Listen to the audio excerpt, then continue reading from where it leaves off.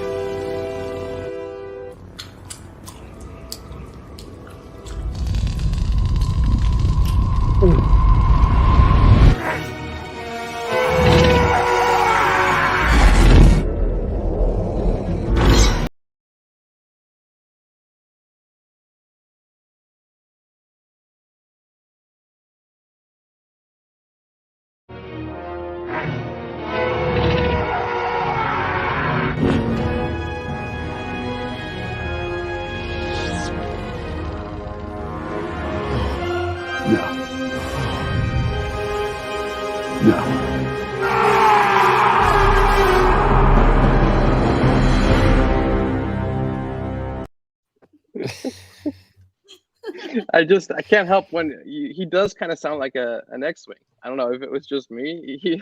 When I first saw it, I was like, I never even thought about that, but what a funny concept. And have you ever seen the Geraldine Loves Star Wars? It's the dog getting picked up from the vet. No. It's an even closer representation. If you want to play it, I send it to you in private chat. I'm telling you, it's spot on. It's the closest you can get to a TIE engine. And it's a beagle. That's hilarious. That sound of the like TIE fighters used to get me so jazzed up as a kid. I'd be so excited. I'd be driving like parents were driving on the highway. I'd be picturing it in my head and trying to make it. Oh, just such a cool sound. Just such cool sound design, I thought. Mm-hmm. Yeah, I think it's edited elephant noises. Yeah, I believe. See that. Right? With electronic with it. Yeah, like a little EDM music thrown in there. Yeah, it's just got such an imposing but exciting vibe to it. I don't know, it's just so cool. Like shrieking.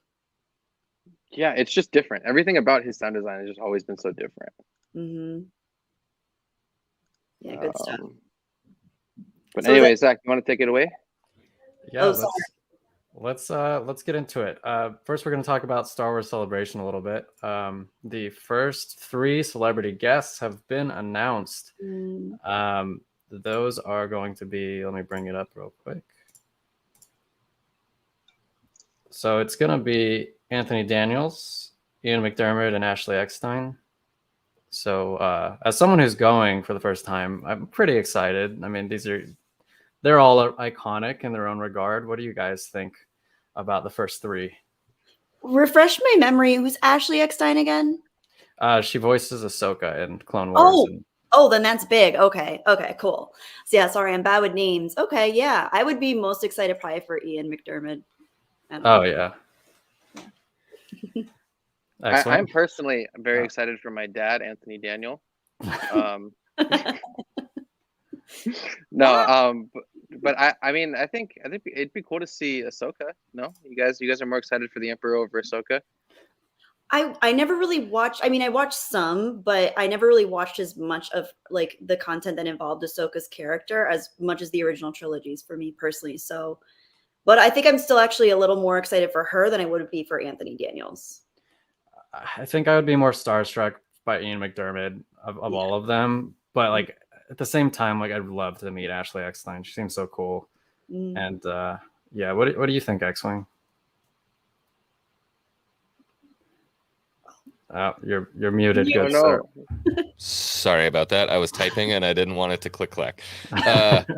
So I'm still trying to figure out if I'm going to be able to make it to Celebration. I think I'm going to, but those three must be kind of touring together because they're going to be in Nashville like 3 weeks before that. So I'm going to see them in Nashville.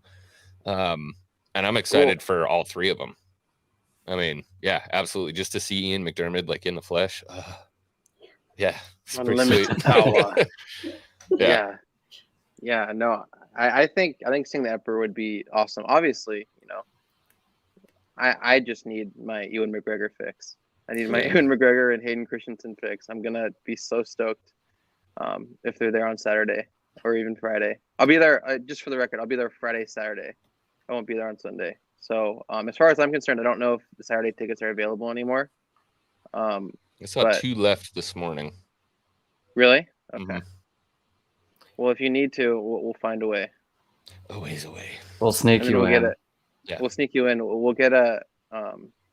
We'll be like those ladder guys. What you do is you wear a yellow vest, a yellow construction vest, and then you just carry a ladder, and then they'll let you go because you know you're construction. I'm a refrigeration tech, and I've actually used that before. I've used the ladder trick. I'll wear my Hilltop refrigeration hat and shirt with the ladder. That's how I got into the rodeo last year for free. Just wow. You literally have the mustache too. So. I know, it's perfect. All I have to do is curl it up a little bit, and they're like, "Oh, look at that douchebag." Yeah. Well, Alex kind of already alluded to this, but if you guys could have any other actor appear at this Star Wars Celebration, who would it be? I would resurrect Alec Guinness, Sir Alec Guinness, from the grave. Ooh, that'd be sick.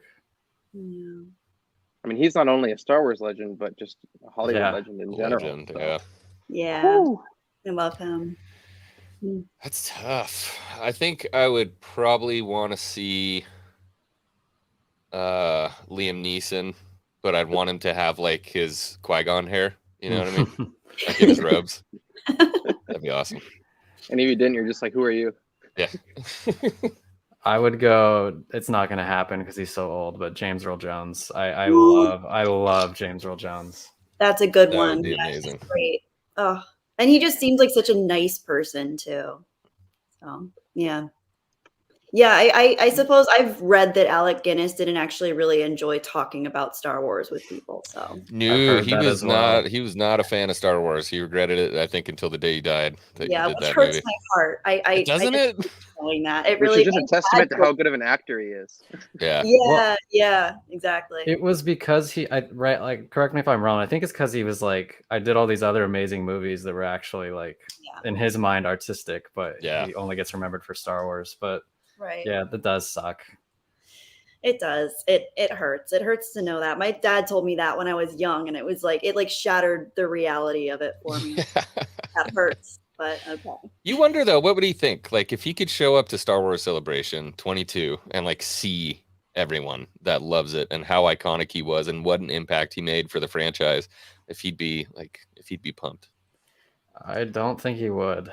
I remember hearing about a fan letter, like he responded to a fan letter of some kid, and he was like, what do you like, this is all fake stuff, like why don't you like put your mind towards something that matters? And it's like, dude, that hurts so much. Like I read that, it like broke a part of me because I projected myself kind of into how excited the kid was about Star Wars. So when I heard Alec Guinness's response, it definitely triggered something in me that I kind of knew already. I'm like, wow, maybe I should do something more than just be excited about Star Wars. But it never really broke my love of Star Wars completely.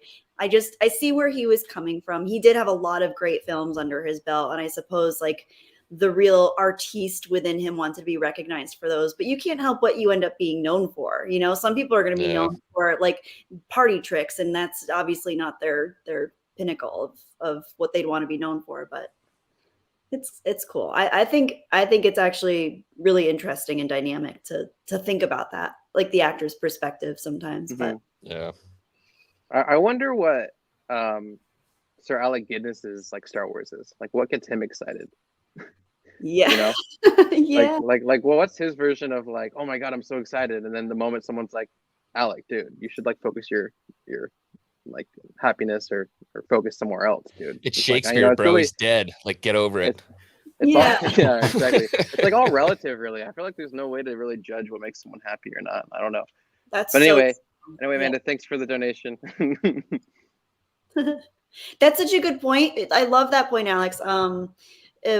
Because I'm a big believer, and you can find like depth and meaning in anything, even things that seem trivial. Like someone that gets really excited over different types of cheese, like they can find meaning and excitement in that. And if that can be a driving force towards their creativity or them being a happier person, then I'm all for it, even though I can't personally see meaning in understanding like all the different varieties of cheese the world has to offer. And I find it, boring or a waste of time for myself. Doesn't mean that it doesn't work for other people. That's probably a really bad example, but no. I mean, you it's a great example. You could also compare it to the people who make, real life looking things out of cake or something. Like that's their passion, that makes them happy. It's like, I don't know. It's like in their mind, they probably think of it as a joke or whatever, but it's their artistic expression is what makes them happy. I mean, I feel like judging people for what they like to do is just wrong, Yeah. But it's maybe an old timey thing. Alec was kind of, from that generation, the greatest generation, I believe. So it's like they were very like simple minded, like hard work, whatever, not like getting lost in the sauce with fandom and losing your mind and escaping to like another world was maybe like outlandish to them. So it's like, it's all relative. But now we have kind of the freedom to do that and to think more about, what makes us happy. So yeah. Yeah, Christopher was an amazing actor. Yeah, dude. We were just talking about him. He's like 6'5". We were 6'5", right? Yeah. Wait, Christopher Lee is 6'5"? Yeah, he's very very tall. I don't know if I knew he was that tall. That's insane. Yeah, he's a big boy. Wow. He had the way they presence. He did. The way they framed him though really didn't make him seem like he was 6'5". Not even when he was next to Yoda. Yeah. Well, Yoda's 6 feet tall. Right. Yoda's actually 6 feet tall. Everyone else is just really tall. Yeah. But I mean, he's also next to Hayden, and Hayden's not like a small dude either. Hayden is like 6, I think. Is that it? 5'11" or 6. Yeah, he's not super tall. I thought he was way taller than that. No. Huh. Zach, how tall are you? I actually haven't stood next to you. Are you taller than me? No, I think you're. What are you, like 5'11"? I'm 5'11" 3/4, so 6 feet. Oh, yeah, he's only 6 foot. Huh. I'm like between 5'10" and 5'11". So you're just. I'm still growing though. Taller. I'm still growing. I'm 25. I still have a few more years. Yep. You got to get the little ankle bracelets that you hook onto the bar to do, sit-ups with, and then just hang for a while. You get like an extra half inch out of that. I have to get like stretched out, like really far. But anyways, I'll buy you a stretcher. Thank you. I would like that. Another Star Wars Celebration thing, Jedi Fallen Order 2 is reported to be announced at this. I think it'd be cool if they had the actor come out on stage and announce it too. That'd be pretty sick. The guy who plays Cal. Cameron Moynihan. Yeah. I'd be shocked if he wasn't there because they just took the pictures with him at Disneyland. So I think they probably they probably put him up in a hotel and he'll be there for Celebration. They probably bought him a hotel. What show was Shameless? I was trying to remember what that was. Have any of you guys seen Shameless or no? I've seen one season. Yeah, the first season, I think. Yeah, my ex watched it a lot, so I tuned in here and there, but I was never super into it. I mean, yeah, I enjoyed it. I saw the whole thing. I think he was a great actor in it as well. So I was stoked to hear that he was a part of Star Wars because Which it kind actor of translated really well. is The red hair kid. okay? His name. I forgot his name. I don't remember. And Shameless, yeah. Cal Kestis. Yeah. Well, he also plays the Joker in Gotham. Yeah. Gotham. Yeah. But X-Wing, you Cameron think he's going to something. be... Cameron Monaghan. We already Cameron said Monaghan, that, sorry. bro. I wasn't paying attention. But X-Wing, you think he's going to be in Kenobi, don't you? That's your bold prediction? I think it could make sense just because, I was saying this in a live stream. Was that last night? I was doing that last night. Bob Chapek doesn't like to merchandise stuff unless it's going to be around for a while. And even though this whole thing of what was going to be the next Legacy Saber was supposed to be kind of like a poll for fans, that they don't care at all. And they're going to release whatever they want, whatever's going to stick. So I think them doing that kind of concreted him as definitely something that's going to be a big part of the franchise moving forward. But I don't think it just kind of ends with the new Fallen Order game. I think there's a chance that we could see him. He's in the right age range for the shows that are coming out. And no spoilers for Kenobi or anything, but there's a subplot where he could totally fit into the equation. So it's possible. I'm not 100% sold on it. He could be an Andor. Who knows? I still don't know how you're okay with knowing all the leaks about everything. Yeah, I don't get it. Because I will never, I don't think I'll ever watch a Star Wars project again with my own expectations in front of it, because I will always be disappointed. Because when you've read everything and you've created all these ideas in your head of what canon is, and then you go into a Disney film with that expectation, you're going to be disappointed. That's just the bottom line. So I would rather know what it is, manage my expectations, and then maybe kind of help some of my friends who have these lofty expectations help to manage those so that maybe they're not as disappointed going into it. This is what it's like to be a Star Wars fan these days. Star Wars therapy. Spider-Man 96. There will not be Kenobi spoilers. We will rein X-Wing in. He's not gonna. He's not gonna. Nothing. The moment he says anything, we kick him. We kill him. Slowly. Kat is there. The reason Kat isn't here is because she's standing just off screen in X-Wing's camera with a gun. And the second he slips up, it's over. She's just she's not even hiding. She's just in the background, and you just see her and say, "Hey, is that Cat back there?" But I totally agree. He is. It would be such a waste for them not to throw him in live action, because he's the perfect age for it. He's the same age as his character, pretty much, maybe a little older, but yeah, it makes so much sense. Yeah. Anybody have anything else on this? I don't know much about Fallen Order, so I can't really speak to it. The only thing I remember him from, I think, is Shameless at this point, unfortunately.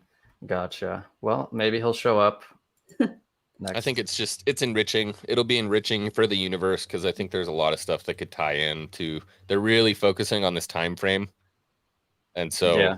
I mean they're making 3 shows basically in this timeline alone. So I think it'll be good. He's a good character. This is also. Too. Yeah, this is also the only time where the transition into live action will literally be exactly the same, because he looks exactly how he does in person, which is great. That is cool. That's a cool thing. Yeah. They still mess it up somehow. Sam Witwer. Bring Sam Witwer into live action Star Wars. They recast him at the last second for someone that looks like him. He looks like they use the Grand Inquisitor to stand in for him. Yeah. What's up, Aiden, dude? Thanks for the donut. Thanks, Aiden. All right, so let's get into the meat of this. This came out last week, but they pretty much admitted on an official capacity that the Obi-Wan series was rewritten because it was too dark initially. This scared me a little bit. I don't know how it made you guys feel, but it worries me a little bit. I'm just staring at Eckstein right now. Yeah, no spoilers. I will tell you that there is going to be some stuff coming out within the next probably. Hold on, let me look at this. Probably within the next 2 weeks, that will soothe your spirit. I like to hear that. Yeah, I think they took a better direction that's going to make more people happy. So without leaks, what's involved in the rewrites that was removed? Did they even state what was removed or what's theorized, Zach, or no? I mean, there was talk that they cut Maul out of it, but Pablo Hidalgo said that wasn't true. I think his exact words were that was bullshit. But I don't necessarily believe him because I agree with him, but screw that guy. Yeah. I mean, he's popped in here, bro. Yeah, Pablo's been in our chat. He's in everybody's chat, bro. Oh, Pablo. He's so funny, though. He's like the new Fulcrum. I haven't seen Fulcrum in a while. I don't know what it's happened. Probably Fulcrum. He changed his name. Oh, my God. Yeah, I think Star Wars is at its best when it's dark, so I would prefer for things to be a little bit darker. But then again, not dark for the sake of being dark, like, you know, like stabbing Han Solo in the stomach or anything. Yeah. Because that was dark.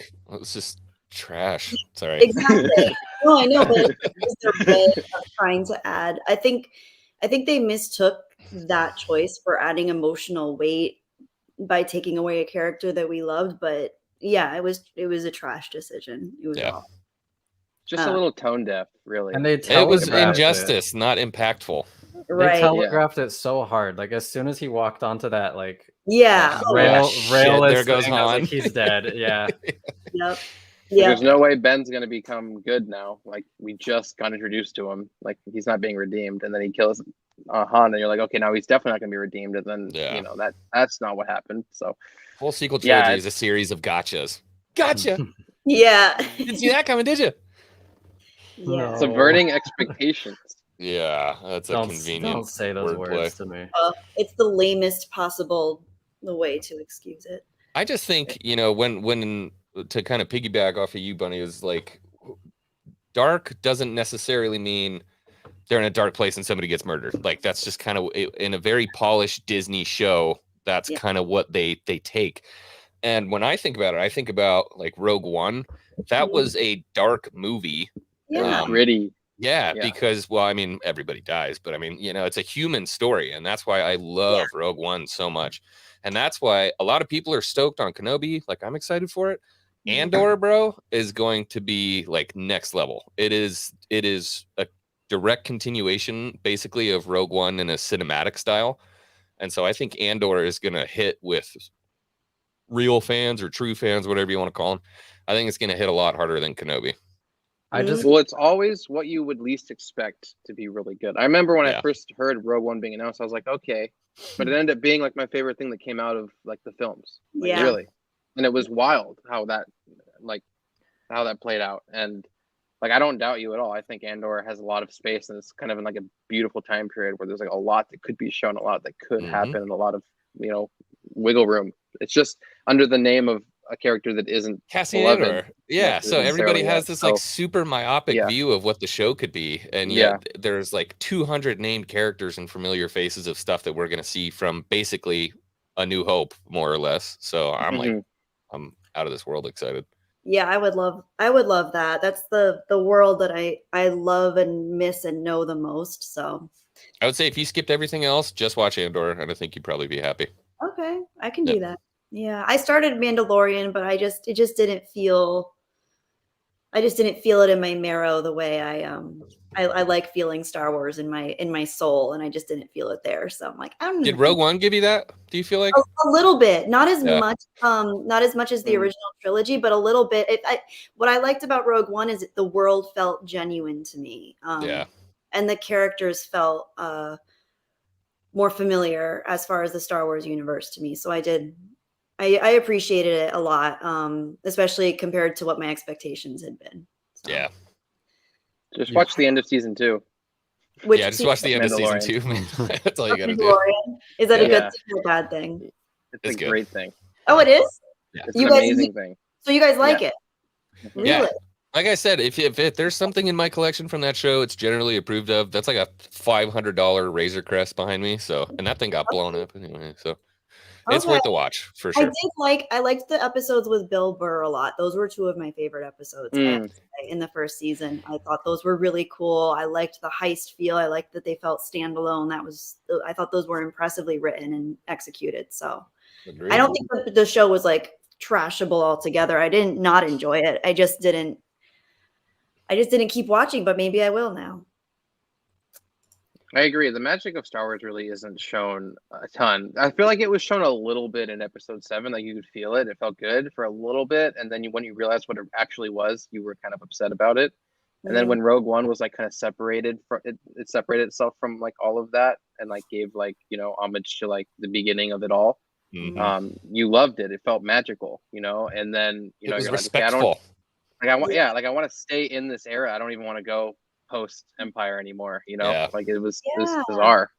That's such a good way of putting it. I never felt so, because I read some of the extended universe books when I was younger, and those kind of gave me that feel too, because I wanted to stay like in the Star Wars world of the original trilogy. I loved that, so I got a lot of like encyclopedia books because I just wanted to know about like the galaxy, and like even if it was like knowing about like the history of Yavin 4 and stuff like that. I love learning about the Masasi or whatever, that like lore and stuff like that.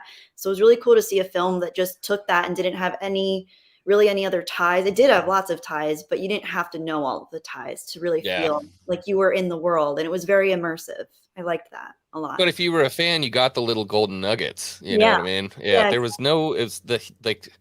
I say this a lot, and I feel like people don't get it. Like the hubris of some Disney Star Wars is just so like in your face. It's like, God, you're proud of yourself, aren't you? Yeah, that's a good way of putting it. Yeah. And now our next guest, Ryan Johnson. Welcome, Ryan. Thanks for yeah, let's go, baby.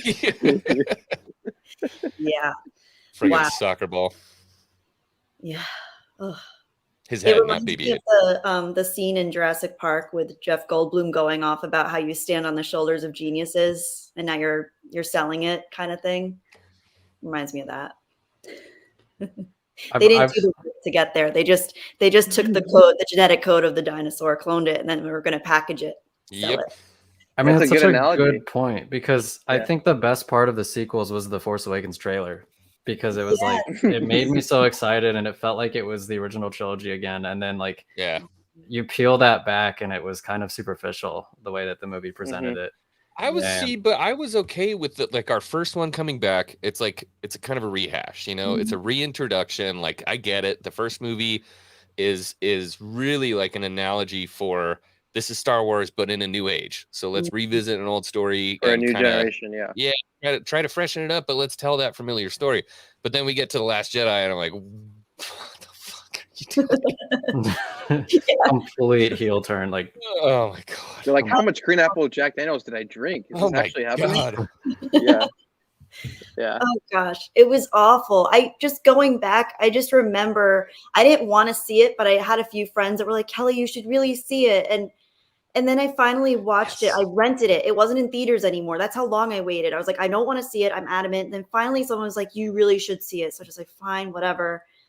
And as I was watching it, within the first 7 minutes, I was like, this is not Star Wars. They don't know what they're doing. This is not Star Wars. And this is just like, it was like opening up. Like it was just like opening. It was like, I don't know why this image. I'm so sorry for this image. It was like opening up like a diaper and seeing what was inside. It just, that's how it felt. I was like, why am I seeing this? This is not Star Wars. This is junk. And it was someone had taken what all of the creators before had done, and they just chewed it up, and they barely even digested it. And that was what came out. And it was just shit. Sorry. Yeah. Like a gold-plated oh, look, shirt. there's a lightsaber in it. Oh God, it smells, but you can see it. It can go on my keychain. No, it's like, it's just like, once you realize it's just, gold crusted and everything else is just shit, you're like, oh no, did this happen? It is interesting too, though. Like, Star Wars Meg is a good friend of mine, and like she still firmly believes that the Last Jedi was the best of the sequel trilogy movies. I know. I still don't understand her. I know, but I love talking to her about it, because like, people's brains work differently, and she's a massive Star Wars fan. Like, ain't nobody gonna go to her doorstep and be like, you're not a fan. Like, good luck. It's just interesting how people digest things differently. That's what's so great about Star Wars, though. I mean, like, none of us like the sequels, but to some people, that the sequels, that's Star Wars to them. And like, I feel like Star Wars offers something to everybody.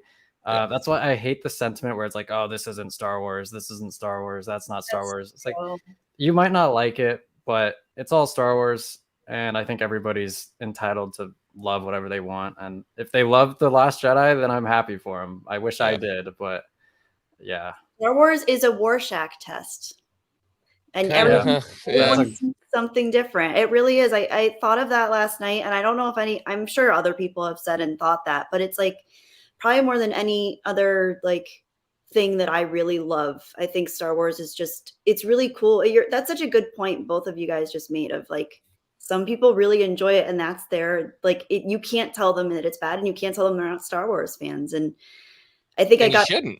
Yeah, and you shouldn't, exactly, because that's like the human condition too, right? Is everyone has such different experiences. People were raised completely differently. They went through different cultures, different school systems, different belief systems. So how are you going to tell someone that what they believe is true is wrong? They might be in their own, everyone's in their own bubble to an extent, but to say that their bubble is incorrect is just, it's an incorrect, it's a falsifiable statement. So I need to think that way and be more open, because I think for a long time when I started going into like the Star Wars side of YouTube, I got really up on like almost like a pretentious high horse of like, I know Star Wars and no one else does, and it was a really slippery slope, because that was that was my ego, and I needed to check it and be like, whoa, like just because I love a specific version of Star Wars doesn't mean that that's the objective end all be all Star Wars. That's like, I compartmentalize it, dude. Like I had to make a serious mental shift because there's so many people in my community who do like the new Disney stuff.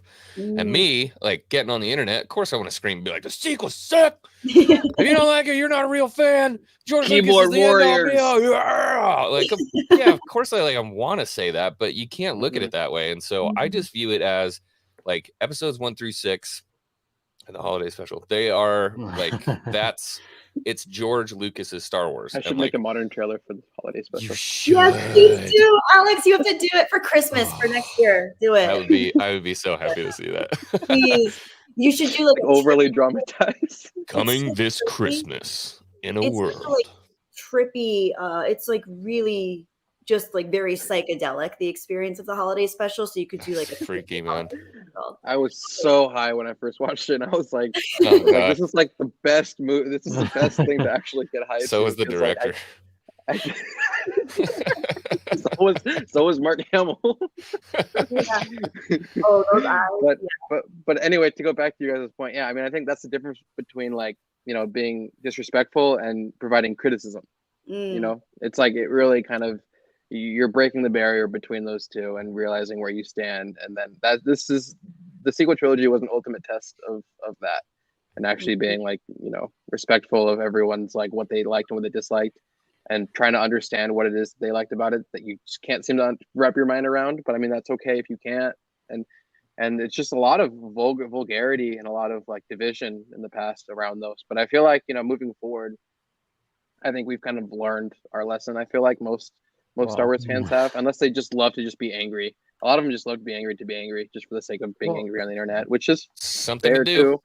They can do it, or their children. Either way, I was an angry little kid too. Everyone was an angry little kid at some point. So, all power to them. I love everyone. That's why, like, when I make a video essay, like the one I did on Boba Fett, the Book of Boba Fett, for example, like I try to look at it from like I'm not on there saying like, oh, this isn't Star Wars, like this is why it's bad because it's not Star Wars. I try to like, well, it's got bad writing, but it is Star Wars, but it's just not great writing. Like you know what I mean? Like I never try to just like tear apart something because I don't like it. It's just I try to understand why I didn't like it and kind of illuminate that. But it's never gonna be like, oh, this isn't Star Wars, so it's bullshit, so don't watch it, blah blah blah. And I just hate that sentiment. I hate that attitude so much. I just separate the two. Like George Lucas's Star Wars and Disney Star Wars. They're two completely different things. And I think if you try to wrap it all up into one, that's where you start to really get some heated conversation, So this is just something completely different for me. It's not George Lucas Star Wars. It's Disney Star Wars. And they are different. Yeah. So just view There's it just that also way, the- and you'll be less mad.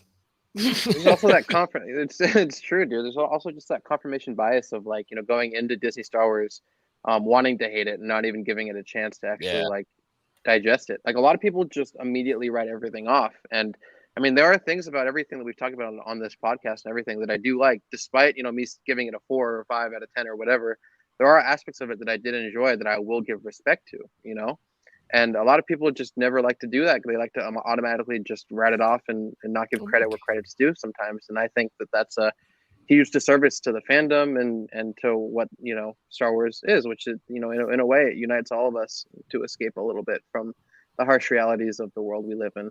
So, And there are still people working on Star Wars that like, they love Star Wars. They love the originals. They love the prequels. Like, there are still people working on these projects that are life and death, lifeblood, complete, like diehard Star Wars fans. And so every time you just kind of, excuse my French, you shit on the whole thing, you're kind of shitting on them too.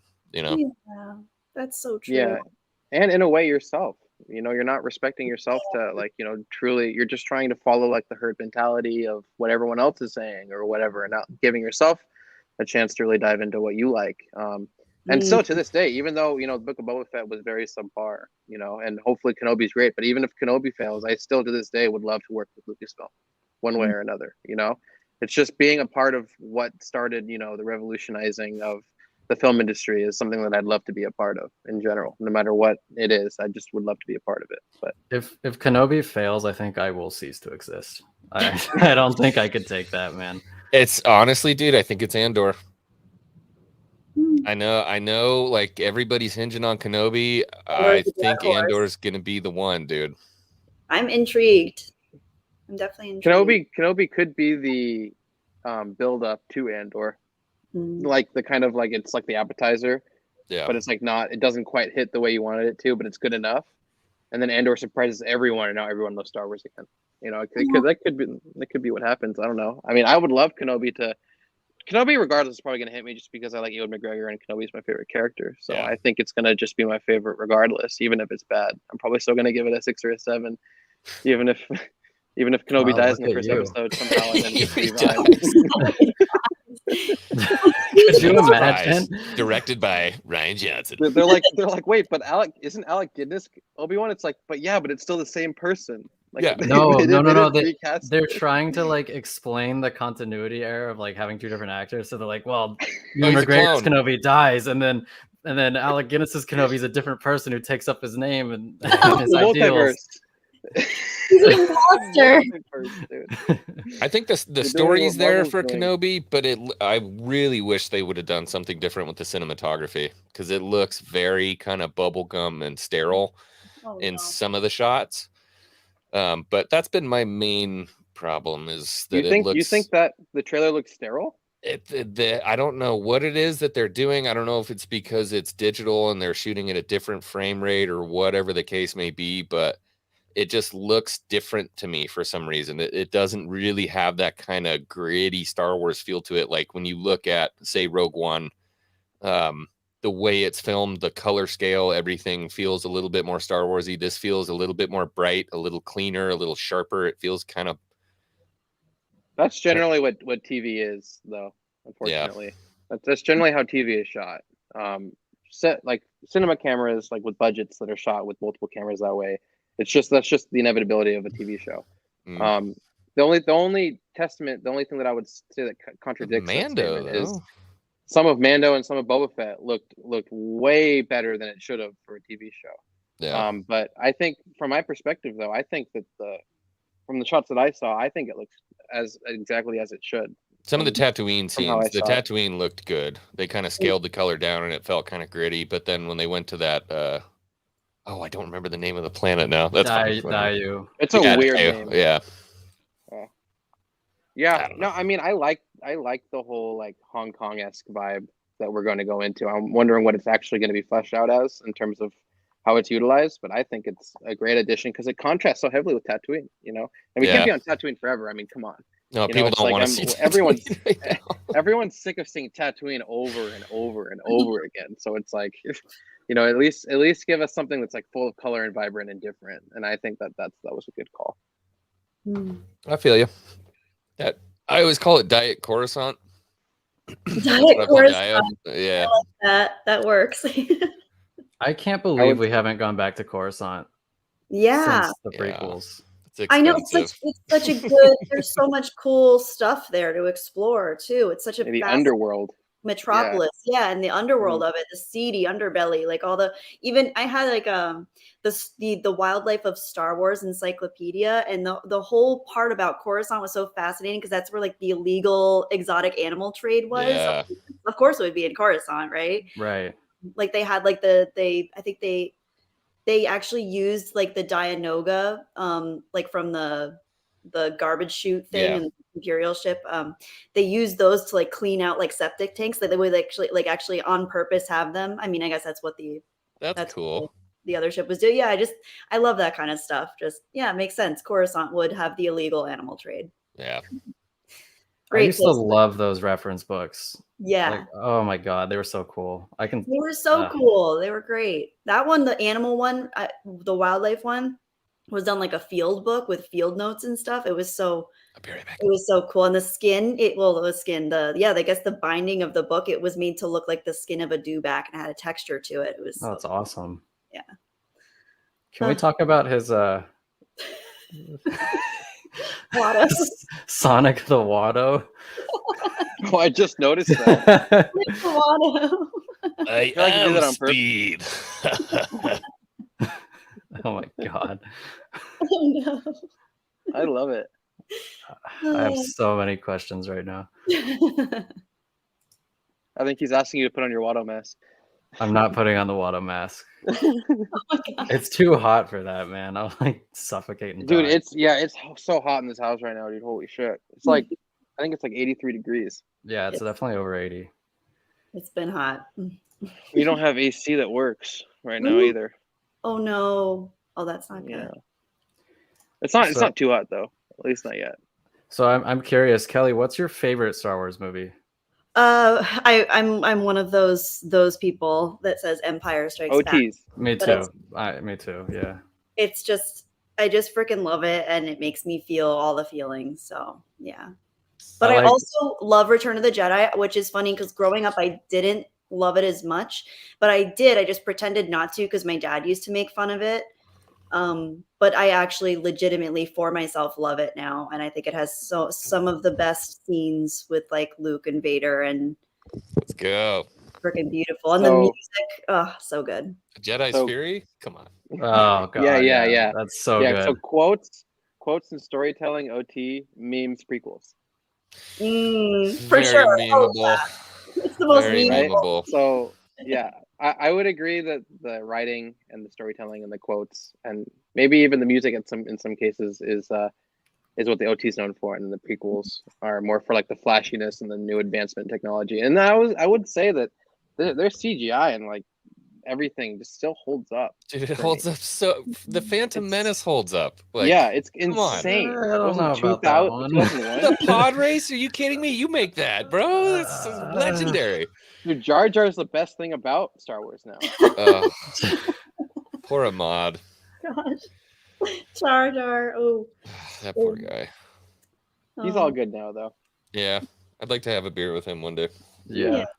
Don't worry, we will do. Don't worry about it. And Jake Lloyd, too. I mean, they got trashed so much. I think Jake almost caught it worse than Ahmed.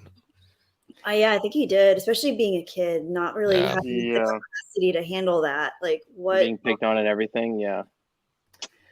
I saw this blooper the other day of like where they were sitting around the dinner table on Tatooine, and like Jake Lloyd is like laughing his head off over something, and I was just like, oh god, like that's that poor kid.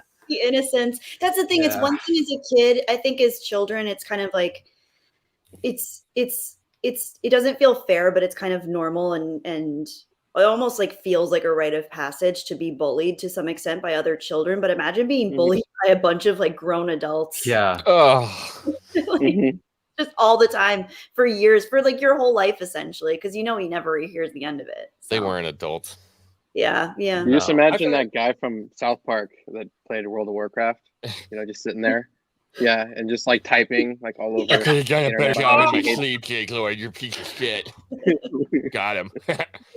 Well, it's like, I mean, as a kid, you trust adults. So when adults are telling you you're trash, like you probably start to believe it. Yeah. God, that pisses me off. I can't imagine like the cognitive dissonance that must have made in his like psyche at that point. He probably had to work through a lot of that to like.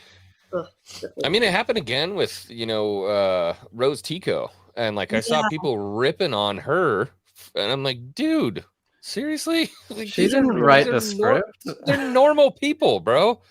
Yeah. Wow. Like she was in on it. She hates Star Wars. I hate her.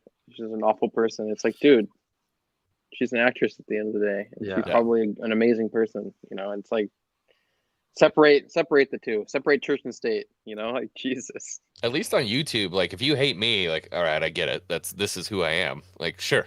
Yeah, whatever. I hate you, X-Wing. I know, everybody does. That's why I'm gaining subs so fast. You know what I mean? They're just like, this guy's trash. No, but you know, I don't know how people how they have this like cognitive dissonance. They're like, they can't understand that humans are actors and actors play roles. Like you're not yelling at Rose Tico. Yeah. Are you kidding me, dude? This is real life. Star Wars is real life, X-Wing. How could you say that? My bad, dog. Has Alec Guinness taught you nothing? He left me when I was a child. But oh man. Anyways, so one of the things that reportedly happened with the Kenobi rewrites was that they were going to have Maul in it, and then he got cut out and replaced with Vader. Now, I personally think this is a great decision. What do you guys think? I just can't stop staring at X-Wing anytime Zach says anything. Because I read his face like a poker. He is like the worst poker face known to man. Oh, I'm so trash at poker, dude. I just know everything about everything the moment I look into his face. So you know what happens in Kenobi now. Yeah, I know the entire storyline now, unfortunately, and I'm really pissed off about it. Yep. I don't know. I think either way I would have been okay, Maul or Vader or whatever. If that's going to be what happens, I'm okay with it. Either way. I hope we see Purge Troopers. That'd be cool. Ooh. That would be cool. Damn it, X. Now I'm doing it too. I'm looking at X-Wing's face, and I know everything now. What? Are we getting him or are we not? No, we're not. Your face told me that we're not getting him. Right. But thank you, Matt, for the donation. Very cool of you. He's scaring me now, dude. I feel uncomfortable. Can we kick him from the stream? You invited me. Okay. It's very hot back here. It is hot in this house, dude. I am like, oh fuck. Are you guys all in the same house, just streaming in different locations? Alex and I are. But just I'm me in and his Zach. bathroom. Oh, you are? That's so cool. Okay. I was kidding. Yeah. That's great. Yeah, I moved X-Wing to live in my bathroom because that's what I think about him. It's a sick bathroom, dude. Yeah, it actually is a super dope bathroom. It has a walk-in closet too. A bidet. It has a TV and a bidet. Nice. That's good. But we broke the plumbing, unfortunately, so he can't actually use the toilet. Good thing you have a plumbing and HVAC tech here. Woo! Is the bidet shaped like Han's blaster, so you can always shoot? Yeah. DL44 bidet. Ooh. Oh my god! Great shot, kid. We should have just called X-Wing to fix your We toilet. should have. Yeah, should have. You drive all the way down here, and it's like, oh yeah, I'm gonna tell you, I can't pay you, so. At 90 an hour, drive down. Hey. There's a question that I was excited to answer, and I already forgot what it was. On here, Spider-Man sticking up. Oh no! We were talking about Maul. Yeah, Maul. Yeah. Yeah, that story's been told. Is kind of how I feel. It was a short and impactful moment in a animated series. Would I have liked to have seen it in live action? Yeah, 100%. But I feel like what they did worked, and we should kind of leave it. And then if you want to do some other stuff with Ray Park moving forward, where we're gonna get like a Crimson Dawn show or something like that, cool, do it. But the Kenobi Maul thing I think it should be done. So let me ask you this, because this is the counterpoint that I get when I say that I don't think Maul should be in it. People are like, well, they should just redo that scene from Rebels in live action. What do you guys think about that? I would. Yeah, Twin Sons worked. that was the only part of the storyline I actually followed. No. Yeah, when I watched the Clone Wars and Rebels, that was the only storyline I really wanted to know about, other than the Wills. For some reason, I was really interested in those. Those were cool. But yeah, I really liked the way that they did it. I thought it was really effective, and I don't know that adding the live action element it could be cool if it's done well, but I don't know if I trust that it would be done as well as it was already done. So they'd have to link it thematically somehow, but even then it would just Yeah. feel super random to jump 10 years and have them fight. Yeah, like as like a post series Yeah. or post season thing, post limited series credit or whatever. Yeah, no, I honestly, I mean, a lot of people are complaining about it being so short and everything, but I mean, that's just emblematic of how great of a stoic warrior Kenobi is. He just is so quick and efficient and whatever now, because he's like a master at everything without fighting.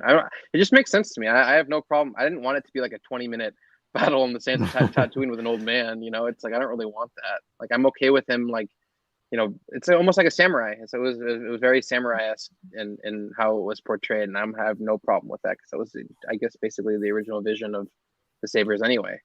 It's to be really heavy like a samurai sword, and It was not be like it was super Seven Samurai-esque. yeah. What was I gonna say? Kurosawa. Yeah, dude, he's so Yeah, good. Kurosawa.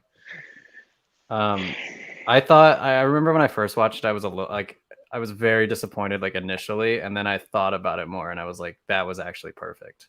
Because like Maul's so unhinged at this point, and Kenobi is he's got it together, like he knows what he is. And I thought that was so perfect. And I hope we get to see how Kenobi gets that way in this series.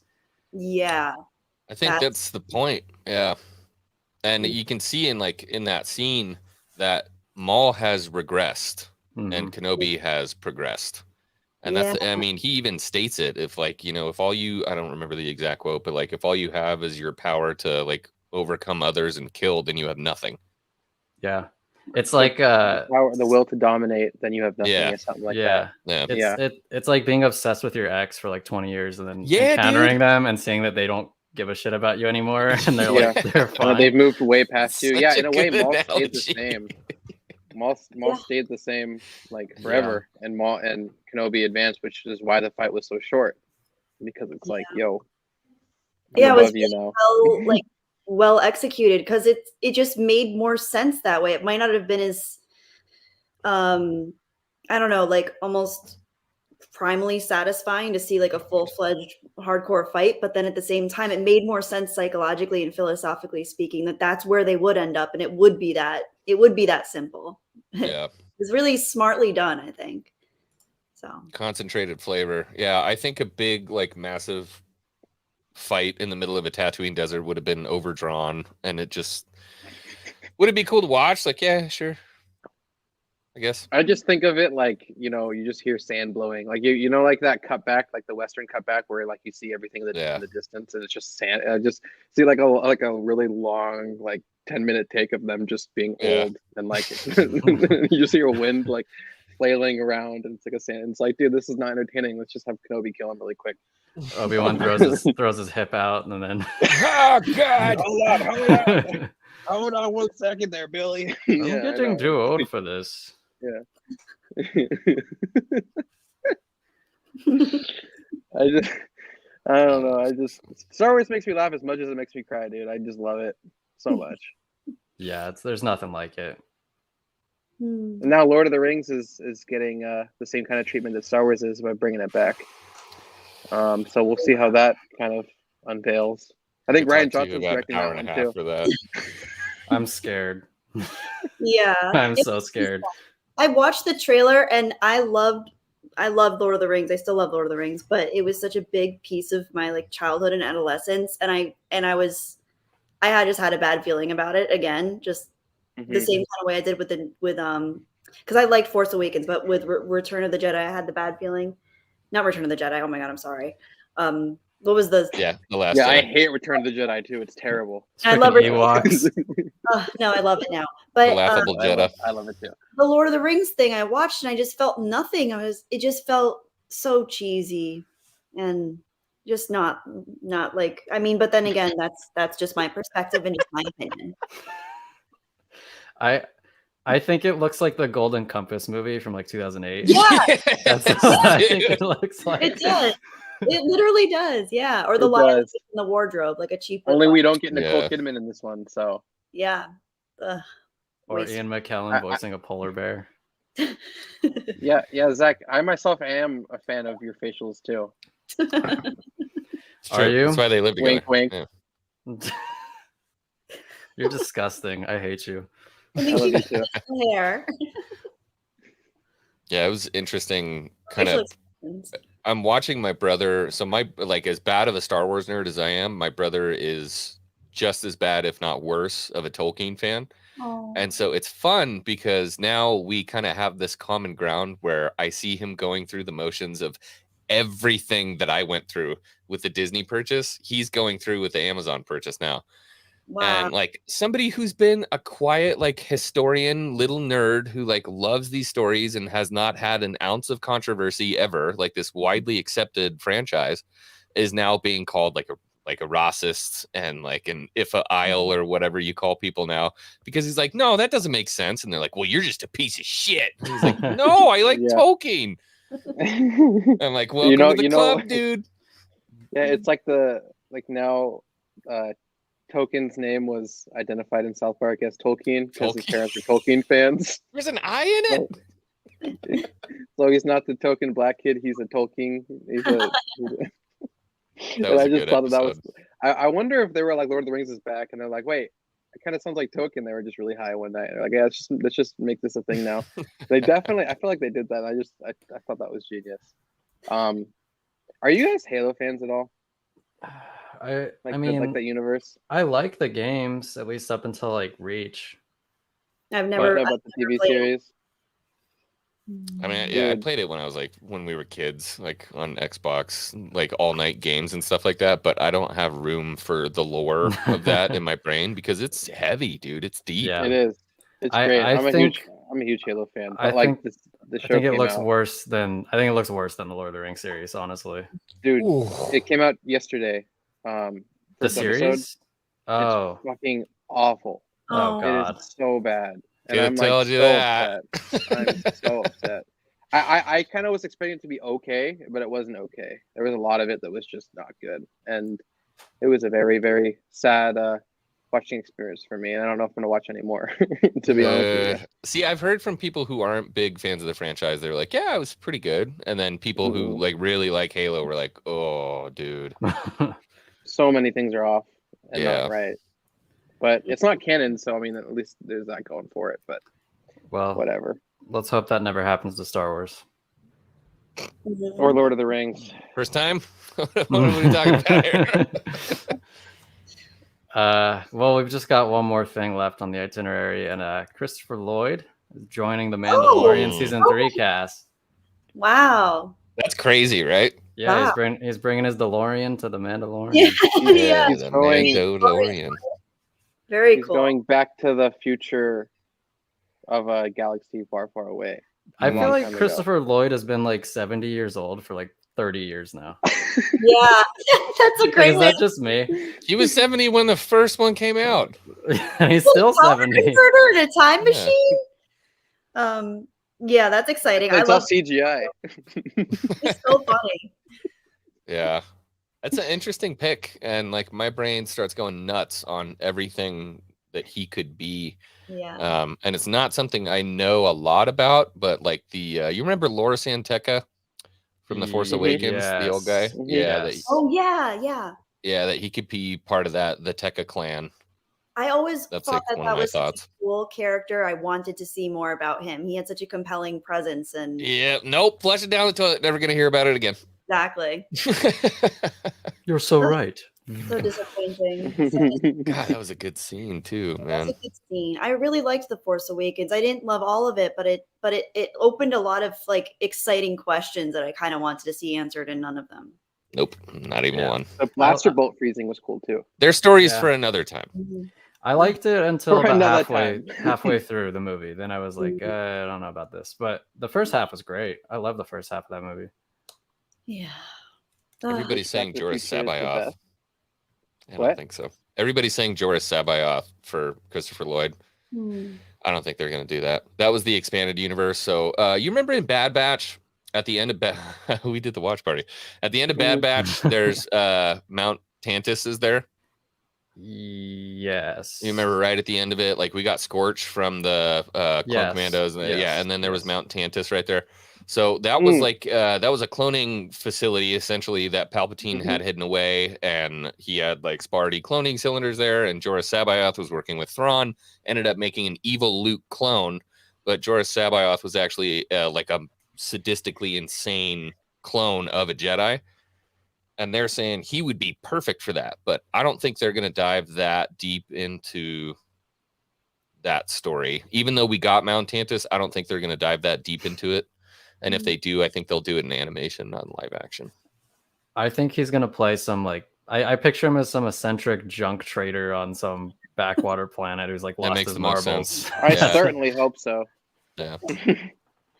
I could see that. That was the first thing that popped into my mind, like energetically speaking. That's his energy. Definitely like an eccentric side character for sure. But it would be cool to see him kind of like have more of a depth to him. I agree. Because I do think he has that capacity as an actor. He's really talented, and he's really good when he can kind of mix, like almost like did you guys ever see the Dennis the Menace from the 90s that he was in? And he was like this neighborhood like thief, but he was like really dark, scary character. He was hilarious. It was actually really dark. That would be cool. I remember Dennis the Menace. I don't remember him in it. Yeah, he was like he looked like almost like he was homeless. He was all dirty and had like old clothes, and he was like stealing apples from children and then stealing jewelry from houses. Dude, you're ringing a bell right now. No idea. You should look up a scene from it. He was funny. Okay. But it was scary as a kid. I remember as a kid, he was like imposing and threatening, and it made me very uncomfortable. But watching it back as an adult, he was just hilarious. But I could see him pulling from that well as an actor, and maybe bringing some. That's right. Humor and darkness. Yeah. Yeah, he's like Trevor from Grand Theft Auto, basically. Like if you had to picture a character, that's like who he was. Yeah, I remember. I feel like Christopher Lloyd could play a good like schizo. Or like a good like Two-Face, like like you don't know whether you're comfortable around him or you're scared of him. Like you can be like personable and then immediately just kill someone. You know, I would love that. He has like those he has like that kind of face. It's like he has a good presence to him if he's like serious. So like he totally could be a non comic relief character for sure. So have you heard like about this is not a leak, this is like public knowledge, but for Mando season 3, all the stuff that's going on with like the living waters of Mandalore and the mines and all that stuff? No. Okay. Never mind. I heard something about the mythosaur. Yeah, so we're thinking that a mythosaur would be in the living waters of Mandalore, right? And then like the Darksaber awakens the mythosaur. And I always think like it would be really cool if he was like some super old guardian of the living waters or something like that, right? The like some kooky. No, Lloyd would be like this guardian of the mythosaur in the living waters, right? Okay. He'd be like this crazy old character that's been like waiting for Mandalore to come back and reclaim the mythosaur and become. Yeah, right. Yeah, that would work. I like that. That. Like Frankenstein. Yeah. Yeah, I could see that. He's alive. He's obviously playing adult Grogu. Duh. Yeah. Now, is Boba ever going to wield the trident again? Wait, what? Boba, remember he had the trident with the mythosaur? That right? He had a trident, right? Or am I misremembering? They're scrapping all that. It's all going to be the Darksaber. I don't think they're going to bring back from the holiday special. Yeah, but that's not a mythosaur. Oh, what is it? It's called like a it's almost close to like what you would imagine what it would be in like your Jurassic Park. Yeah, it's like a Brontosaurus or something. Oh, okay. I just Like, assumed thanks, Star Wars. The Mythosaur looks like a friggin' T-Rex basically with tusks. Oh, okay. But I forgot what I was gonna say. Yeah, like the Mask of Mandalore, all that stuff. I think that's all going away. It's just gonna be the Darksaber. Wow. Which is kind of unfortunate. Well, I have to brush up. Well, anyway, we got lots of Star Wars coming out. Wait, when does Ahsoka drop again? I don't even remember. Has it even been announced? I think it's like a couple of years in the future. Let me see if I can find it. I thought 24 or 23 because we're getting Andor August this year, so that's very close. Yeah. I don't know how tightly they want to release these, but I imagine if we get Kenobi now. Wait, that's really tight. It's estimated for early 2023, apparently. Yeah, so I think it's gonna go Kenobi with possibly a concurrent Andor just past Bad Batch season 2, and then Andor, and then Ahsoka. That's my thought. Yeah, well, I mean, whenever Ahsoka drops, I think that's going to be good. I think in general, I have no problem with Rosario Dawson as Rosario. Did I say Dawson? Rosario Dawson. Dawson. That's right. They took her gerbs. They took her gerbs. I think she's great at live action. I don't know. She's like one of the few characters I think that has been translated pretty well into live action. So we'll see who else they translate in terms of like alien aspects of it actually works. Like Grand Inquisitor is getting a lot of hate, but we'll see what that actually looks like when the series comes out. Gives me the heebie-jeebies. The acting's probably going to be on point. The prosthetics are just me personally. I want it to look like this. I mean, how can you? Hey, how can you not want him to look like that? Handsome Squidward. He is handsome Squidward. Oh my gosh. Oh. But anyway, I think that about wraps up our show this time around. But again, thanks everyone for popping in. Alice, we started at normal 4 o'clock. We didn't start early unless maybe the time change happens here and doesn't happen anywhere else, which is probably what happened. Yeah. We're an hour back, or no, an hour ahead now. So back to the future. We're back to the future in a galaxy far, far away. So this will be the normal time again at 4. Again, Kelly, you're amazing. Thank you for popping on. I hope you come on again. This has been great. X-Wing, you're a legend as always, popping on, dude. Thank you so much for doing your thing. And Zach, I will see you the moment the stream ends. Right down this hallway. We'll go hug. he actually lives in the closet right there. That's like Harry Potter. Yeah. Yeah, and then X-Wing's in the bathroom, and then I have all 4 rooms. That doesn't seem fair. But anyway, thanks everyone, and may the force be with you all.